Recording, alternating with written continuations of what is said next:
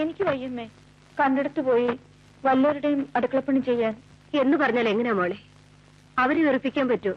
നിന്നെ ഈ പ്രായത്തിൽ കണ്ടെടുത്ത് വേലയ്ക്ക് വിടുന്നാൽ അമ്മയ്ക്ക് വേദനയില്ലാഞ്ഞിട്ടാണോ? നീ പോകണ്ട. ഇവിടെ നിന്നിട്ട് നീ എന്ത് ചെയ്യാൻ പോകുന്നു? ഞാനിവിടെ പട്ടിണി കിടന്നോളാം. അപ്പൊ ഞാനും പട്ടിണി കിടക്കണം അല്ലേ? എടീ, നിന്റെ സ്ഥാനത്ത് ഒരു ആങ്കൊച്ചായിരുന്നെങ്കിൽ കട്ടോ പിടിച്ചു പറിച്ചിട്ടെങ്കിലും അവൻ എന്റെ വയറ് നിറച്ചേനെ. ദിവസവും 2 rupees എനിക്ക് കള്ളു കുടിക്കാനും തന്നേനെ. നിങ്ങൾ എന്തിനാ അവളെ ഇങ്ങനെ നിർബന്ധിക്കുന്നത്? അവൾക്ക് പോകാൻ ഇഷ്ടമില്ലെങ്കിൽ പോകണ്ട. എന്താണ്? ഞാൻ പോകാം. ഞാൻ പോയി ജോലി ചെയ്ത് അച്ഛന് ചോറ് തരാം. കള്ളു കുടിക്കാനുള്ള പ്രാവശ്യം കൊണ്ട് തരാം. പോരെ? ആ, അങ്ങനെ എന്റെ മോക്ക് നല്ല ബുദ്ധി തോന്നട്ടെ.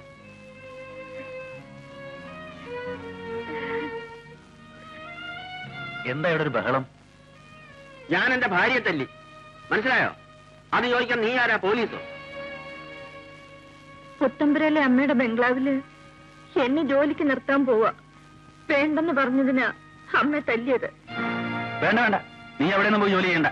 അത് പറയാൻ നീ ആരാടാ? നാളെ രാവിലെ ഇവിടെ നിന്ന് ഇറങ്ങിയില്ലെങ്കിൽ ഇവിടെ ഒരു ചോരക്കളമായിരിക്കും.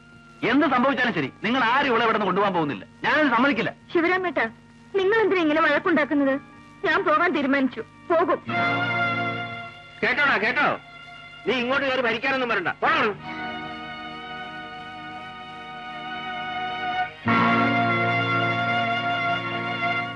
സാവിത്രി, നീ പോയാൽ എങ്ങനെ?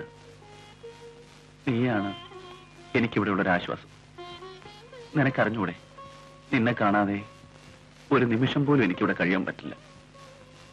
ഇഷ്ടമുണ്ടായിട്ട് പോവല്ലേ? ഞാൻ പോയില്ലെങ്കിൽ ഈ വീട്ടിൽ കൊലപാതകം നടക്കും. അച്ഛനമ്മയെ കൊല്ലും. ഒരു വീട്ടിൽ അടുക്കളപ്പടി ചെയ്യാനല്ലേ അച്ഛൻ പറഞ്ഞുള്ളൂ. വേറൊന്നിനും എന്നെ കൊടുത്ത് കാശ് വാങ്ങിയില്ലല്ലോ. അത് തന്നെ ഭാഗ്യം.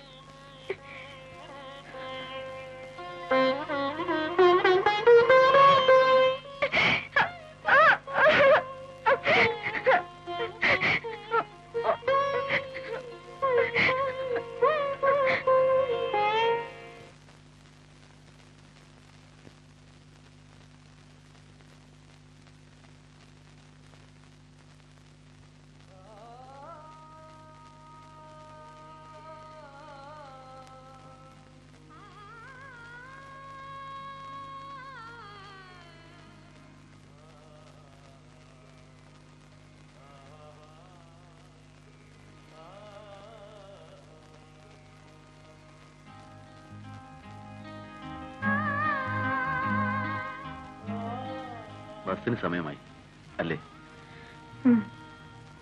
നീ യാത്ര ചോദിക്കാൻ വരണ്ടായിരുന്നു. അതെനിക്ക് ദുഃഖമാണ്.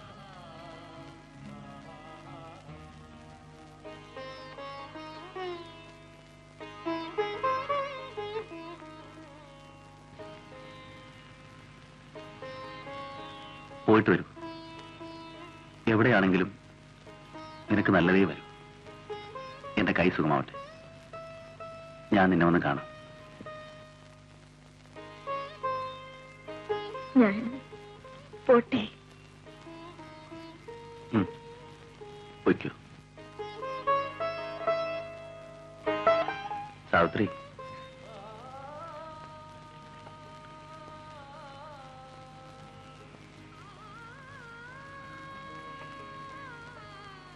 ഒന്നുമില്ല. ഇനി എത്ര നാള് കഴിഞ്ഞ ഞാൻ നിന്നെ നല്ലോണം ഒന്ന് കണ്ടോട്ടെ.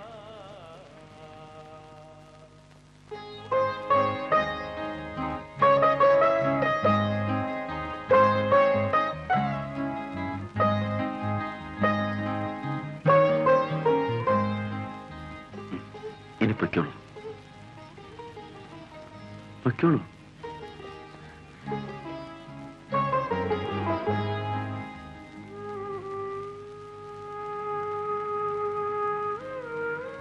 ഞാനൊരു കാര്യം ചോദിക്കട്ടെ? എന്താ? ചോദിക്ക. ചേട്ടന് എന്നെ ഇഷ്ടമാണോ? അതെന്താ നീ അങ്ങനെ ചോദിച്ചത്? നിന്നോട് മാത്രമേ എനിക്കിഷ്ടമുള്ളൂ. ചേട്ടൻ എന്നോട് സ്നേഹമാണോ? നിന്നെ മാത്രമേ എനിക്ക് സ്നേഹിക്കാൻ കഴിയൂ. ചേട്ടാ, നമ്മൾ ഒരുമിച്ച് വളർന്നു, ഒരുമിച്ച് ജീവിച്ചു. ഞാൻ ഒരുപാട് കാര്യങ്ങൾ ചോദിച്ചു. എനിക്കറിഞ്ഞൂടാത്ത കാര്യങ്ങൾ ചേട്ടൻ എനിക്ക് പറഞ്ഞു തന്നു. ഒന്ന് മാത്രം ഞാൻ ചോദിച്ചില്ല, ചേട്ടൻ പറഞ്ഞുമില്ല.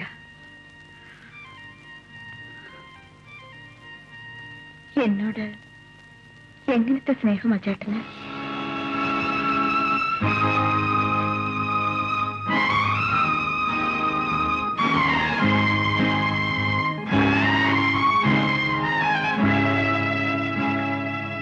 എടി മോളെ,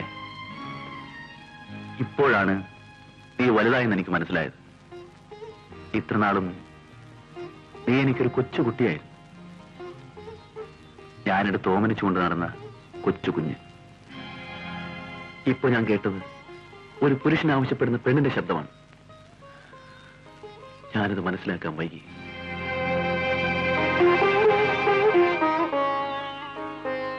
എനിക്ക് ആരോഗ്യമുണ്ട്, ജോലി ചെയ്ത് ഒരു പെണ്ണിനെ പോറ്റാനുള്ള കഴിവുമുണ്ട്. ഈ നാട്ടിൽ എന്റെ ഭാര്യയാകാൻ എനിക്ക് ഒരുപാട് പെണ്ണുങ്ങളെ കിട്ടും. എനിക്കില്ലാത്തത് ഒരു സഹോദരിയാണ്. എനിക്ക് വേണ്ടത് അതാണ്. നീ എന്റെ കൊച്ചു പെങ്ങളാണ്.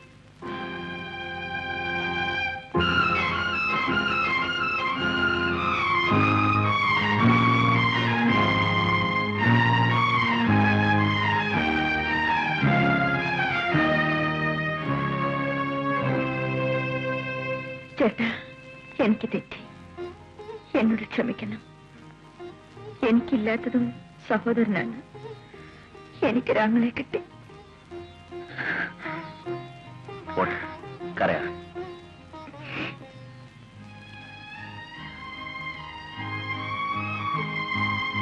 പോയിട്ട് വരും.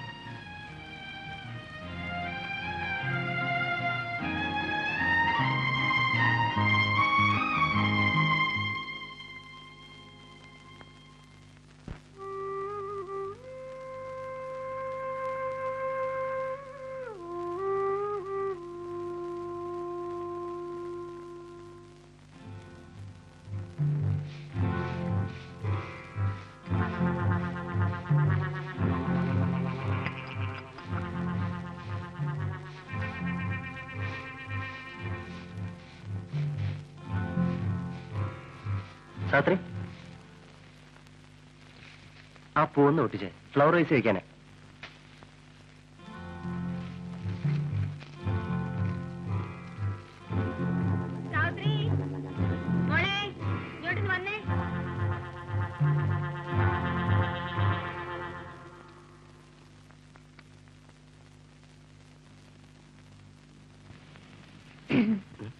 എന്താ സാത്രി? എനിക്കൊരു പേന വേണം, അമ്മയ്ക്ക് എഴുതാനാ. ആ മേശപ്പുറത്തുണ്ട്, എടുത്തോളൂ. സാത്രി, അതിൽ മഷി ഉണ്ടോ നോക്കിക്കേ. ഉണ്ട്.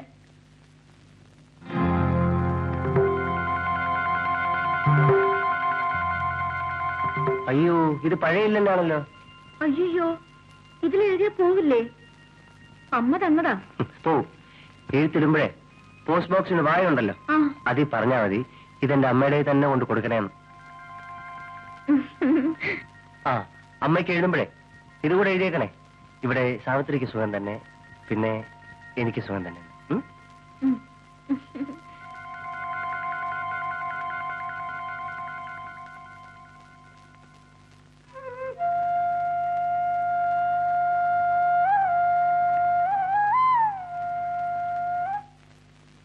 ഇതാമേ,